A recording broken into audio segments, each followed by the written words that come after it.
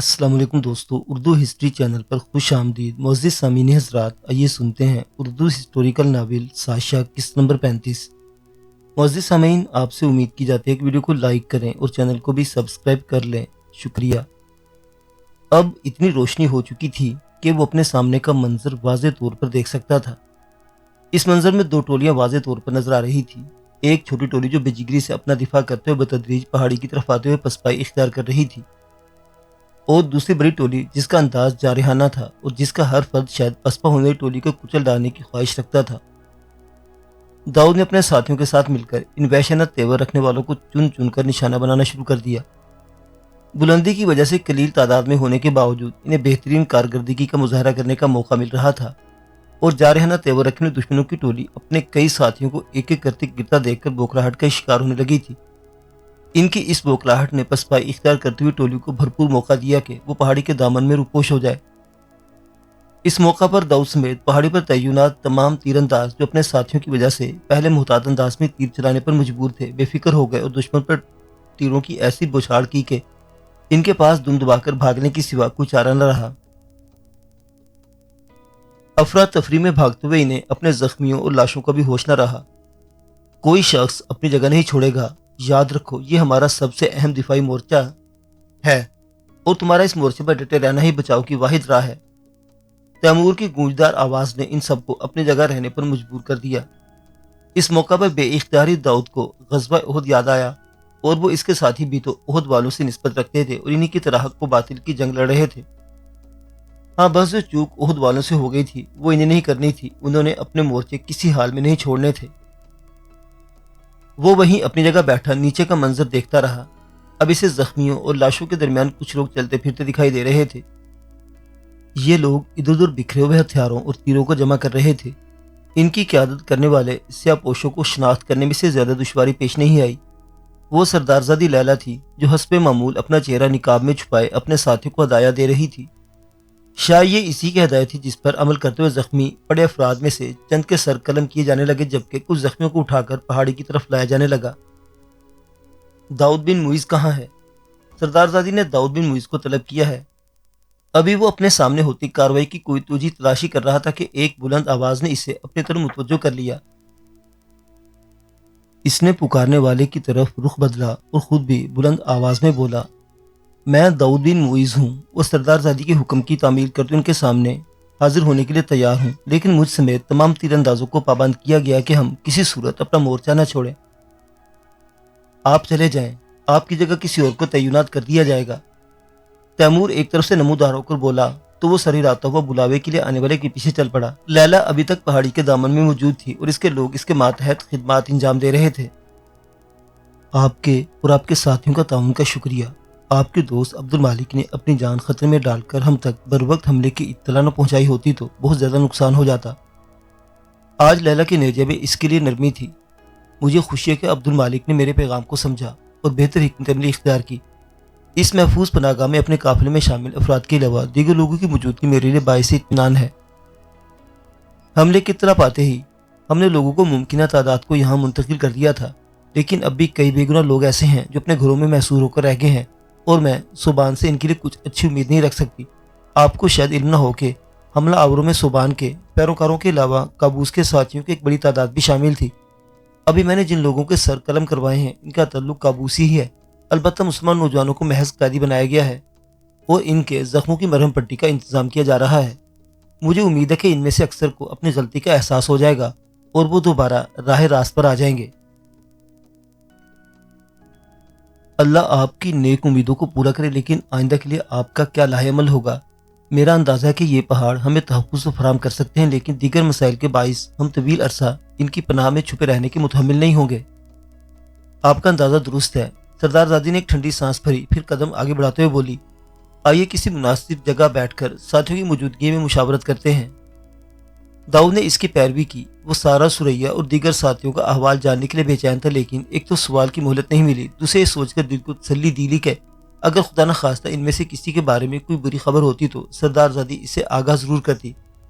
اخی، وہ اپنے خیالات میں مگن سردار زادی کے پیچھے چلا جا رہا تھا کہ سریا کی مانوس آواز کانوں سے ٹکرائی اور پھر وہ خود کسی گولے کی طرح آ کر اس کے سینے سے لگ کر رونے لگی۔ میری بہادر بہن کی آنکھوں میں آنسو میرے لیے حیرت کا باعث ہے۔ اس نے سوریا کے سر کو محبت سے تھپ تھپاتے ہوئے اسے ٹوکا۔ میں آپ کے لیے بہت پریشان تھی، دل میں بلا وجہ وہم آ رہے تھے کہ جانے آپ کو دوبارہ دیکھ سکوں گی یا نہیں۔ سوریا نے اپنے آنسو صاف کرنے کی کوشش کی، لیکن وہ ایک تسلسل سے بہتے چلے جا رہے تھے۔ پانی پی لے سوریا بہن اور خود پر قابو پائیں، آپ کے آنسو آپ کے بھائی کو پریشان کر رہے ہوں گے۔ سوریا کو پانی پیش کرنے میں لڑکی وہی تھی جس نے جھڑپ سے قبل اسے بگڑے ہوئے حالات کے لیے خود کو مورد الزام ٹھہرانے والی عورت کے تانوں تشنوں سے نجات دلائی تھی۔ پردے میں ہونے کے باوجود اس لڑکی کو آسانی سے پہچان گیا۔ طیبہ ٹھیک کہہ رہی ہے سوریا، تم جیسی باہمت لڑکی کو یوں ضبط کھو دینا زیب نہیں دیتا۔ سارا نے بھی آگے بڑھ کر سوریا کو سمجھایا تو بالآخر وہ خود کو سنبھالنے میں کامیاب ہو گئی۔ مجھے اجازت دیجیے، میں زخمیوں کی دیکھ بھال کرنے والوں کی مدد کرنا چاہتی ہوں، طیبہ نے اپنے مخصوص دھیمے لہجے میں کہا اور وہاں سے چلی گئی۔ حیرت انگیز، جہاں تک میری معلومات ہیں یہ خاتون تو اپنی بچی کے جھلس کے مر جانے کے بعد سے اپنے حواس میں نہیں تھی، اور یہاں میں انہیں اس قدر سرگرم دیکھ رہا ہوں۔ لڑکی کا نام جان کر وہ اپنی حیرت کا اظہار کیے بغیر نہ رہ سکا۔ انسان سے زیادہ عجیب و غریب مخلوق اور کوئی نہیں ہے۔ بیٹی کی موت کے بعد ہوش و حواس کھو دینے والی طیبہ میں موجودہ حالات میں تیزی سے انقلاب برپا ہوا ہے، اور وہ پوری پامردی سے ان حالات سے نمٹنے کے لیے سرگرم عمل نظر آ رہی ہے۔ سارا نے اسے جواب دیا تو وہ اسے بس ایک نظر دیکھ کر رہ گیا۔ اس کا حسین سراپا دھول مٹی میں اٹا ہوا تھا، لیکن داؤد بن معیز کی نظریں اس کے حسن کو دیکھ سکتی تھی۔ عبد المالک، حاتب اور دیگر ساتھیوں کے بارے میں کیا خبر ہے؟ اس کے حسن سے نظریں چراتے ہوئے اس نے ساتھیوں کے بارے میں معلوم کیا۔ الحمدللہ سب باخیریت ہیں، لڑائی میں حصہ لینے والوں کے سوا دیگر لوگوں کو پہلے ہی یہاں منتقل کر دیا گیا تھا۔ لڑنے والوں میں سے چند کو معمولی زخم آئے ہیں، لیکن تشویش کی کوئی بات نہیں۔ سارا نے اسے جواب دیا ہی تھا کہ انہیں اس شخص کی طرف متوجہ ہونا پڑا جو داؤد کو سردار زادی کے بلاوے کی اطلاع دے رہا تھا۔ اسے اپنے ساتھیوں کے درمیان چھوڑ کر لیلا خاموشی سے آگے بڑھ گئی تھی اور اب پیغام بھجوا دیا تھا کہ آ کر مشاورت میں شامل ہوا جائے۔ تم لوگ آرام کرو، میں فارغ ہو کر دوبارہ ملاقات کرتا ہوں۔ اس نے سوریا کا شانہ تھپکا اور پیغام لانے کے والے کے ساتھ آگے بڑھ گیا۔ سردار زادی لیلا اپنے چند اہم ساتھیوں کے ساتھ مجلس شورا سجائے بیٹھی تھی۔ وہ بھی ایک پتھر پر ٹک گیا۔ حالات ہم سب کے سامنے ہیں، اس مقام پر ہم چند دن اپنا دفاع تو کامیابی سے کر لیں گے، لیکن ہماری بے سر و سامانی ہمیں زیادہ دن اس پناہگاہ میں ٹھہرنے نہیں دے گی، خصوصاً اس صورت میں کہ ہمارے ساتھیوں کی ایک بڑی تعداد عورتوں اور بچوں پر مشتمل ہے۔ بے آرامی اور خوراک کی قلت کے باعث بہت جلد وہ صبر کا دامن ہاتھ سے چھوڑ دیں گے۔ دوسری طرف ہمارے پاس ہتھیار بھی محدود تعداد میں ہے۔ تیروں کا جو ذخیرہ میں نے یہاں بھجوایا تھا اس میں سے نصف سے کچھ کم استعمال ہو چکا ہے۔ لڑنے والوں کی تعداد بھی محدود ہے، جبکہ سبان کا قابو سے گڑھ جوڑ ثابت ہو جانے کے بعد ہمیں اپنے دشمنوں کی عددی برتری اور ہتھیاروں کی فراوانی کے سلسلے میں کسی غلط فہمی میں مبتلا نہیں ہونا چاہیے۔ میں چاہتی ہوں کہ آپ لوگ مجھے مشورہ دیں کہ موجودہ حالات میں میرا اگلا قدم کیا ہونا چاہیے۔ لیلا نے خطاب کرتے پہلے مختصراً حالات کو بیان کیا، پھر مشورہ طلب کیا۔ مشورہ طلب کرتے ہوئے اس کا رخ وہاں موجود سب سے عمر رسیدہ شخص کی طرف تھا، چنانچہ اس نے پہل کی اور کھنگال کر گلا صاف کرتے ہوئے بولا، موجودہ صورتحال بہت گمبھیر ہے۔ زندگی بھر ہم ایسے حالات سے دوچار نہیں ہوئے۔ ہمارے لوگ جنگ و جدل کی سختیاں سہنے کے عادی نہیں ہیں، اس لیے میرا خیال ہے کہ بہت دیر تک اس آزمائش سے نبرد و آزما رہ سکیں گے۔ حالات کے بہت زیادہ خراب ہونے سے قبل ہمیں مفاہمت کی کوئی راہ تلاش کرنی ہوگی۔ مفاہمت؟ کیسی مفاہمت اور کس کے ساتھ؟ دین میں فتنہ پیدا کرنے والوں اور اپنوں کو اپنوں سے لڑوانے والوں کے ساتھ مفاہمت ناممکن۔ لیلا کے بائیں جانب بیٹھے ہوئے لوگوں میں سے ایک تقریباً 40 سالہ شخص نے تلخ لہجے میں محمد شخص کی رائے سے اختلاف کیا اور یوں زور زور سے نفی کو سر میں جنبش دینے لگا جیسے اسے اپنے بے پناہ غصے کو قابو رکھنے کی کوشش کر رہا ہو۔ داؤد نے خود کو اس شخص کی رائے سے بہت قریب پایا۔ بابا قادری کی بات غلط نہیں ہے۔ اول تو ہمارے پاس جنگ و جدل جاری رکھنے کے وسائل نہیں ہیں، دوسرے اگر ہم لڑائی جاری رکھتے ہیں تو ہماری تلواروں تلے آنے والی گردنوں میں سے اکثر ہماری اپنی قوم کے لوگوں کی ہوں گی اور ہم ان کا خون بہا کر کبھی بھی سکون سے نہ رہ سکیں گے۔ ایک اور شخص نے محمد شخص کی تائید کی۔ حق و باطل کی جنگ میں مسلمان صرف اس فرق کو ہی مد نظر رکھتا ہے، بدر، احد اور خندق کے غزوات میں نبی صلی اللہ علیہ وسلم کے زیر سایہ لڑنے والے مسلمانوں نے صرف حق و باطل کے فرق کو سامنے رکھا تھا اور اس الجھن میں نہیں پڑے تھے کہ اہل مکہ میں سے ان کے مقابل آنے والوں میں سے کون ان سے کیا رشتہ رکھتا ہے۔ ایک اور شخص نے دلیل دی جس کی تائید میں مزید چند آوازیں اٹھیں۔ لیلا بغیر کسی مداخلت کے خاموشی سے ہر ایک کی رائے سنتی رہی۔ یہی کام داؤد کر رہا تھا۔ آپ کی سلسلے میں کیا رائے ہے؟ داؤد بن معیز، خاموشی کا ایک وقفہ آیا تو لیلا نے اسے مخاطب کیا، میں بہت زیادہ لمبی بات نہیں کروں گا۔ میرا ایمان ہے کہ جنگیں افرادی قوت یا وسائل سے زیادہ جذبے کی شدت سے لڑی جاتی ہیں، اور یہاں قومی غیرت و حمیت اور ایمان کا معاملہ ہو، وہاں یہ نہیں دیکھا جاتا کہ ہم جیتیں گے یا ہاریں گے، بلکہ یہ ثابت کیا جاتا ہے کہ ہم حق پر ہیں۔ اس لیے ہم ہر صورت باطل کے سامنے اپنی آخری سانس تک ڈٹے رہنے کی جرت رکھتے ہیں۔ وہ اپنی بات کہہ کر خاموش ہو گیا۔ اس صرف ایک جذباتی تقریر ہے۔ بابا قادر نے اس پر طنز کا تیر چلایا۔ انسان کا جذبہ ایمانی زندہ ہو تو وہ مشکل حالات سے لڑنے کی حکمت عملی بھی ڈھونڈ نکالتا ہے۔ اس نے ترکی بترکی جواب دیا۔ بہت خوب۔ لیلا نے اسے اس کے الفاظ پر سراہا اور نہایت دلچسپی سے اس کی طرف دیکھتے ہوئے سوال کیا، کیا آپ کے پاس کوئی ایسی تجویز ہے جس پر عمل کر کے ہم ان حالات کا مقابلہ کر سکیں؟ سب سے پہلے تو آپ کو سردار ہونے کا حق ادا کرنا ہوگا اور اپنی قوم میں جذبہ ایمانی کی ایسی روح پھونکنی ہوگی کہ یہاں موجود بچہ بچہ اپنے پیٹ پر ایک تو کیا دو پتھر باندھ کر بھی لڑنے کے لیے تیار ہو جائے۔ آپ کو نہیں یقین دلانا ہوگا کہ زندہ قومیں صرف خوشحالی اور آسودگی میں اللہ اور رسول اللہ صلی اللہ علیہ وسلم کے نام کے نعرے نہیں لگاتی، بلکہ آزمائش کی گھڑیوں میں ان کا ایمان اللہ اور رسول پر مزید مضبوط ہو جاتا ہے۔ وہ آج پھر وہی داؤد بن معیز تھا جو شیر خوارزم کے جھنڈے تلے لڑنے کے لیے اپنا گھر بار چھوڑ کر نکل کھڑا ہوا تھا۔ شاید نوجوان ہم سب کو شہادت کے رتبے پر فائز کرنا چاہتا ہے۔ طنز کا ایک اور تیر چلایا گیا۔ شہادت کی موت خوش بختوں کو نصیب ہوتی ہے۔ اس نے برا مانے بغیر بڑے جذبے سے جواب دیا۔ میں اپنے اگلے قدم کے بارے میں جاننا چاہتی ہوں۔ لالا نے اسے اصل موضوع سے ہٹنے سے روکا۔ ایمان کی پختگی کے بعد اگلا مرحلہ اچھی حکمت عملی کا آتا ہے۔ اچھا رہنما اپنی قوم کو اندھی کھائی میں گرانے کے بجائے ان کی حفاظت کا بھی کوئی نہ کوئی بندوبست کرتا ہے۔ مجھے کیا کرنا ہوگا؟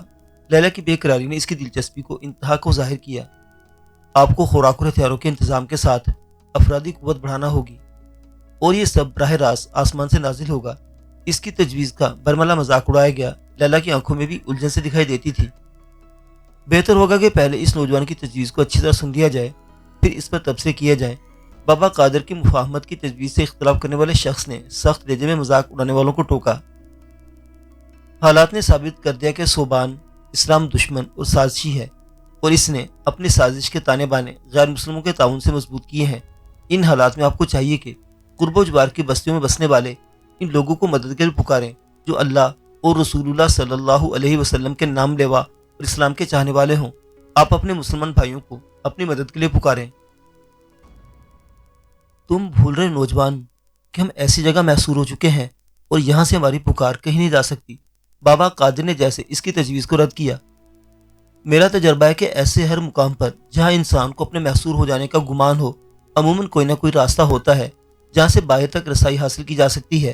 ایسا راستہ خفیہ، دشوار گزار یا طویل ہو سکتا ہے، لیکن اس کے ہونے کے امکان کو رد نہیں کیا جا سکتا۔ میں اس علاقے کا رہنے والا نہیں ہوں، لیکن جس حد تک میں نے اس علاقے کو دیکھا ہے، میں یقین سے کہہ سکتا ہوں کہ ابھی ہمارے گرد حصار اتنا مضبوط نہیں ہوا ہوگا کہ ایک دو بہادر اور سمجھدار نوجوان یہاں سے نکل کر جانے کی کوشش کرے تو انہیں کامیابی نہ مل سکے۔ وہ ہر اختلاف کے جواب میں نہایت بردباری اور سمجھداری کا مظاہرہ کر رہا تھا۔ یہ نوجوان بالکل ٹھیک کہہ رہا ہے، ہمیں اس کی تجاویز پر غور کرنا ہوگا۔ اس کی پرخلوص کوشش رنگ لائی اور اس کی حمایت میں آوازیں اٹھنے لگی۔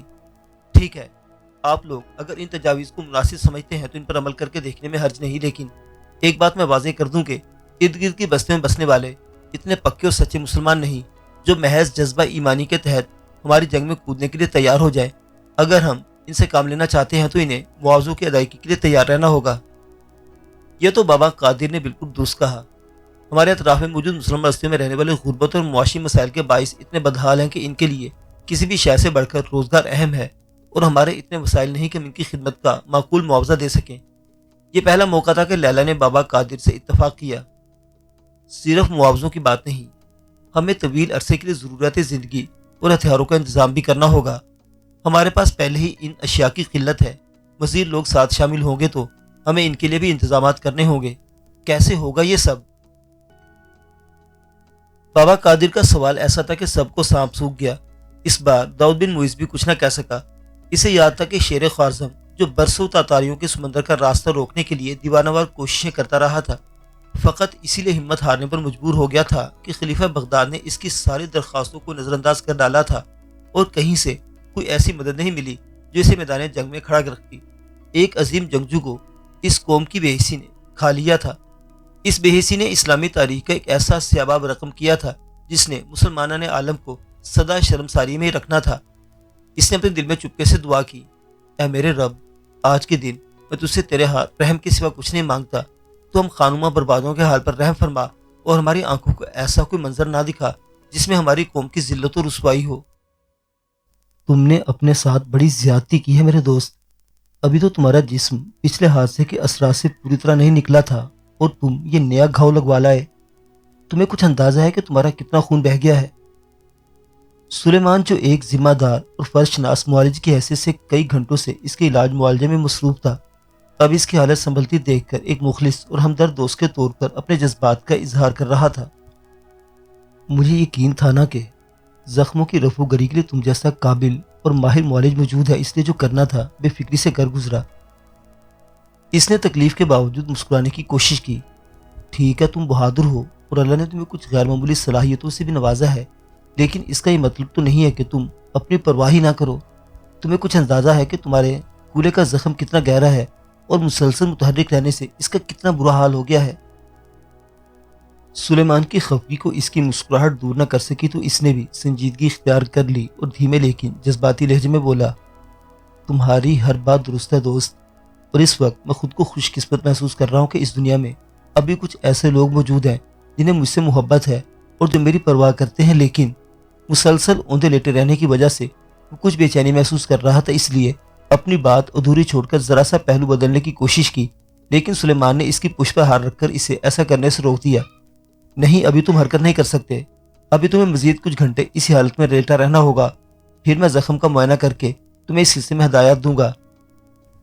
جیسا جناب کا حکم، اس وقت خادم مکمل طور پر آپ کے رحم و کرم پر ہے۔ اس نے ایک بار پھر ہلکا پھلکا انداز اختیار کیا۔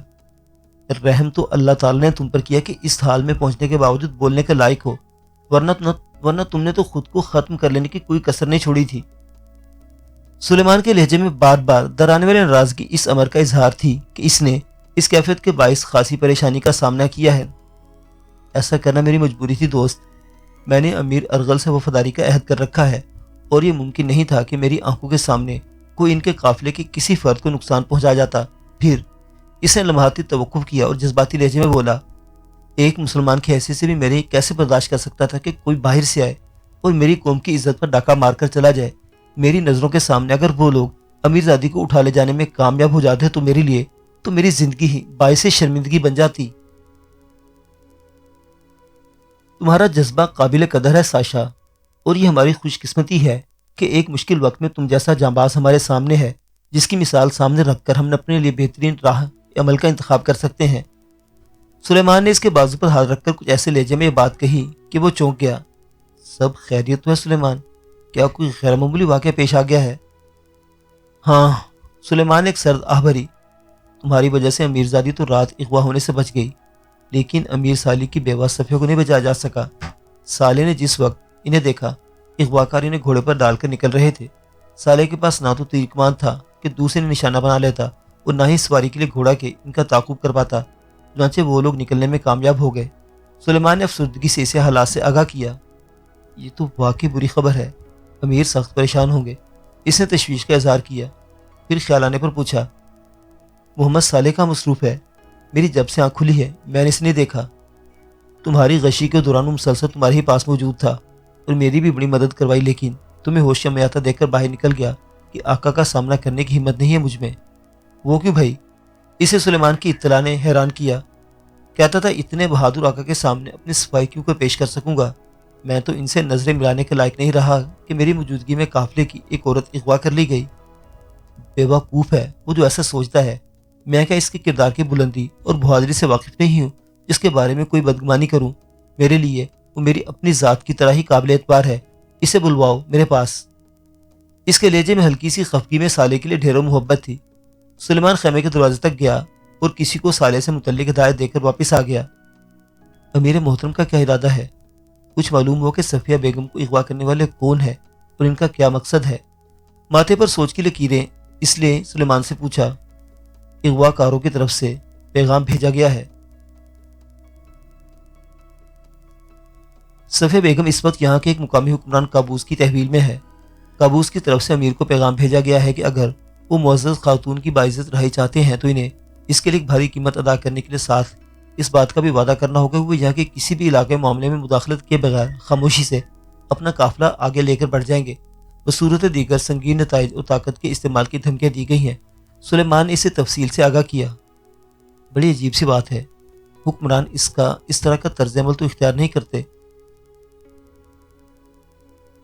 بالفرض انہیں مال و دولت کی چابی تھی تو اس صورت میں بھی عورتوں کو اغوا کرنے کے بجائے براہ راست ہم پر لشکر کشی کی جا سکتی تھی، یا کم از کم محاصرہ ہی کر لیا جاتا تو ہم اپنی سلامتی کے لیے ان کا مطالبہ مان کر یہاں سے جانے پر مجبور ہو جاتے۔ اس نے صورتحال جان کر اس پر تبصرہ کیا۔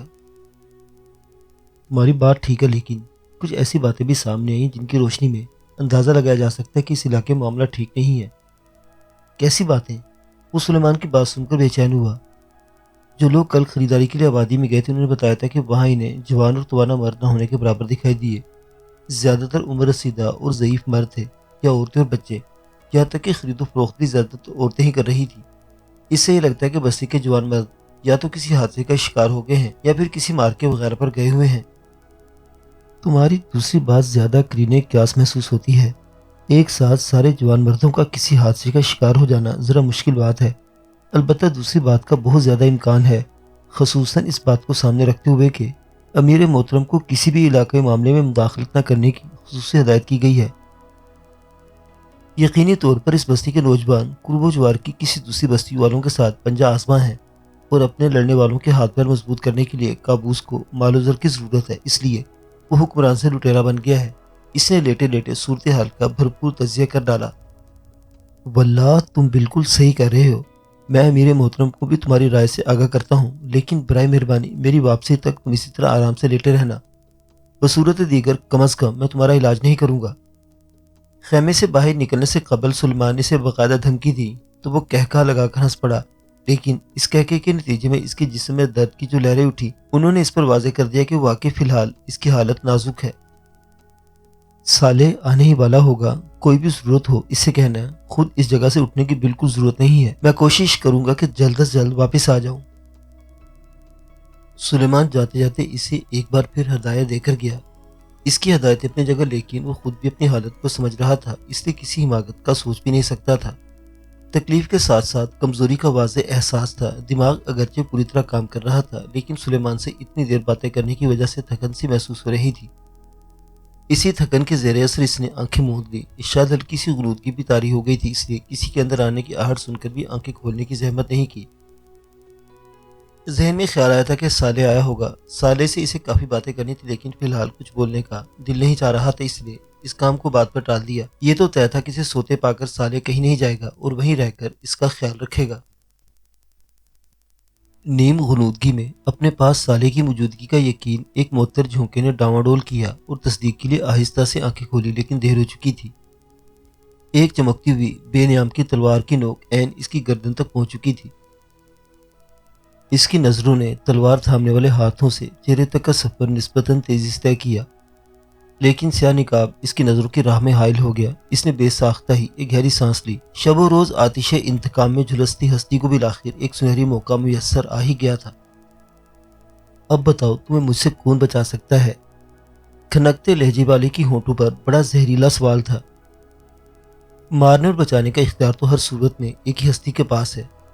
میرے رب نے اگر میری موت آپ کے ہاتھوں ہی لکھی ہے تو مجھے مرنے پر کوئی اعتراض نہیں، میں اس کی رضا پر اپنا سر جھکا دوں گا، لیکن مرتے وقت یہ افسوس ضرور رہے گا کہ ایک بے معنی بے مقصد انتقام لے کر بھی آپ اپنے دل کا سکون حاصل نہیں کر پائیں گی۔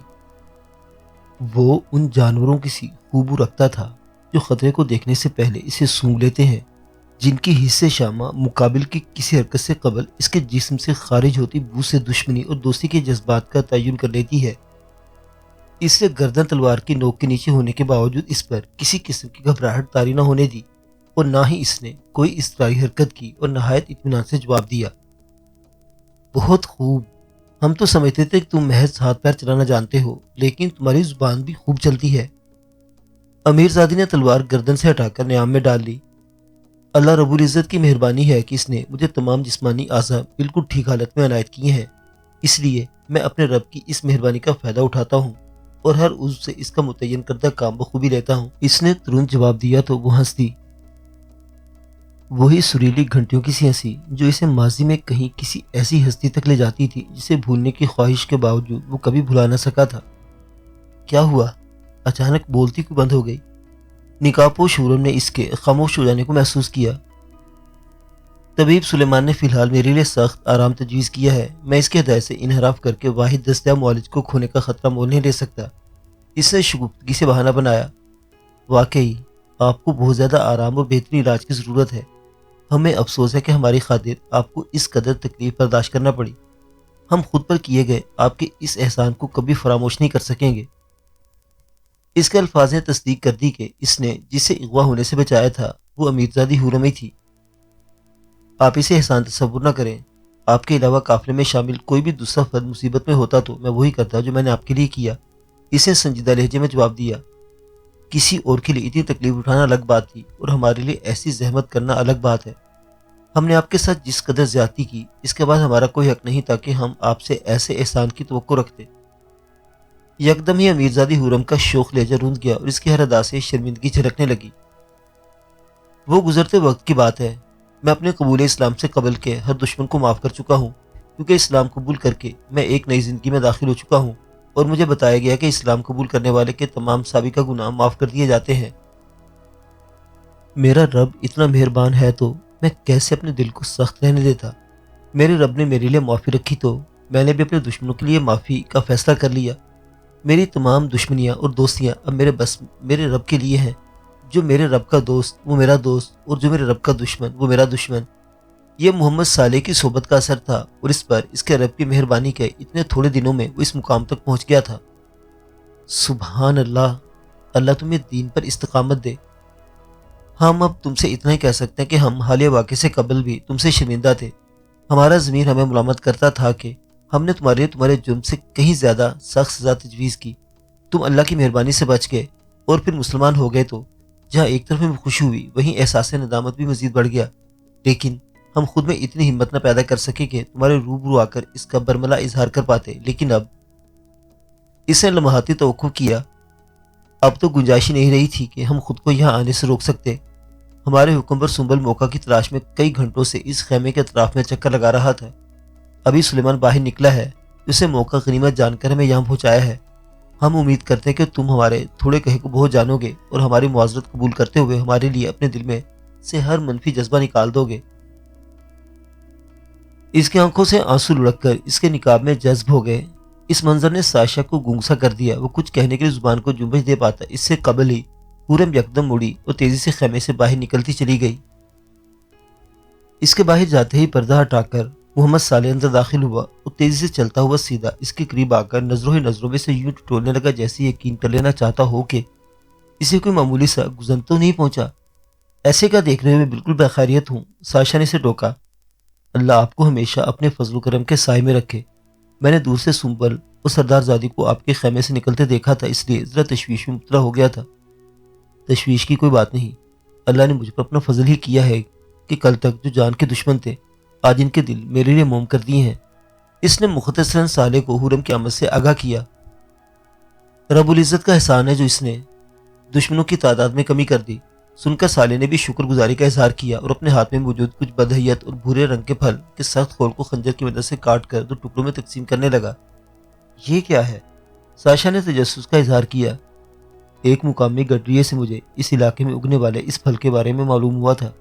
اس کے مطابق یہ پھل ذائقے میں خوشگوار نہ ہونے کے باوجود حیرت انگیز خوبیوں کا مالک ہے۔ اسے کھانے سے زخم جلد ٹھیک ہو جاتے ہیں اور جسمانی توانائی بھی تیزی سے بحال ہو جاتی ہے۔ میں نے گڈریے کی نشاندہی پر بڑی مشکل سے اس پھل کا درخت تلاش کر کے اسے آپ کے لیے لایا ہوں۔ آپ اسے کھائیں، انشاءاللہ یہ آپ کو شفایاب ہونے میں ضرور مدد دے گا۔ اسے پھل کے متعلق آگاہ کرنے کے ساتھ ساتھ وہ بڑے انہماک سے خول کے اندر موجود گودا نکالنے میں مصروف تھا۔ ساشا سمجھ گیا کہ سلیمان کی طرف سے پیغام بھیجے جانے کے باوجود اسے آنے میں اتنی تاخیر کیوں ہو گئی تھی۔ یہ لیجئے کھائیے۔ گودا الگ کرنے کے بعد اس نے ایک پیالی میں نکالنے کے بعد اس کے سر پر آ کھڑا ہوا۔ ساشا اس کے خلوص کو رد کر ہی نہیں سکتا تھا، اس نے منہ کھول دیا۔ پھل واقعی ذائقے میں اچھا نہیں تھا، لیکن وہ اپنے باپ کی بدولت اس سے کئی گنا زیادہ تلخ اور بدمزہ ذائقوں کو چکھ چکا تھا، اس لیے اس بدمزہ پھل کے گودے کو بھی آرام سے حلق سے نیچے اتارنے میں کامیاب ہو گیا۔ شکریہ محمد صالح، میں خوش قسمت ہوں کہ مجھے تم جیسا مخلص شخص ملا۔ صالح گودا کھلانے کے بعد رومال سے اس کا منہ صاف کر چکا تو اس نے ممنونیت سے کہا، ایسی باتیں کر کے مجھے شرمندہ نہ کریں آقا۔ شرمندہ تو تم مجھے کرتے ہو محمد صالح۔ تم کیوں سمجھتے کہ تم پر تمہارے اختیار سے بڑھ کر فرائض عائد ہوتے ہیں؟ صفیہ بیگم کے اغوا میں تمہارا کوئی قصور نہیں تھا، لیکن تم نے خام خواہ خود کو مورد الزام ٹھہرا کر میرے لیے تکلیف کا سبب پیدا کیا۔